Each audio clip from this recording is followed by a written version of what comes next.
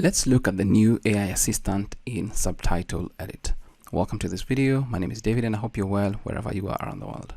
Now, I do believe a couple of releases ago, that is version 5.1.0 beta releases, an AI assistant was released, and this is more or less built on the AI review tool that was introduced. So if I actually look at the changelog here, AI assistant should have been released on beta 13 and I'm using beta 15. Now the AI review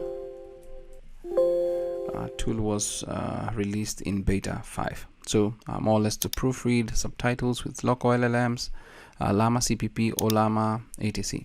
So now when you open Subtitle Edit, and I'm running a portable version of Subtitle Edit version 5.1.0 beta 15 right here, as you can see, there's this particular icon here called AI assistant for this line. So let's assume you are suspecting this line has an issue.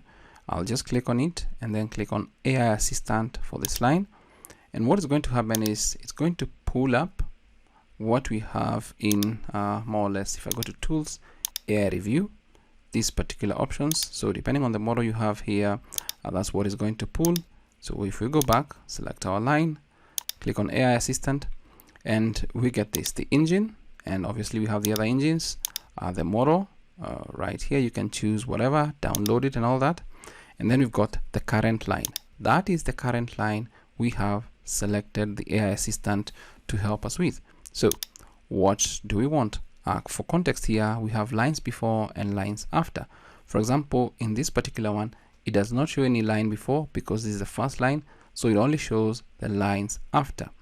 So select, you can either fix errors right here, you can fit reading speed, you can make it more formal or more casual. So let's assume we want to click on fix errors. I can click on that, but you can also ask it ask about this line or ask for a change.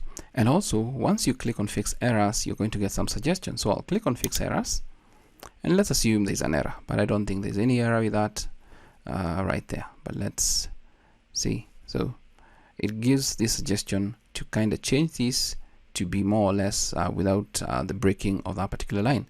Let's say click apply to this to line, and that is what is going to happen. So now our first line has now just been made, a single line. If I press on Control Z, that is what we had. Control Y, this is what we have now after using the AI assistant to do that. This is just an introduction and a first look to the AI assistant in Subtitle Edit 5. That's it for this video. I hope it's of value to you. Thanks for watching.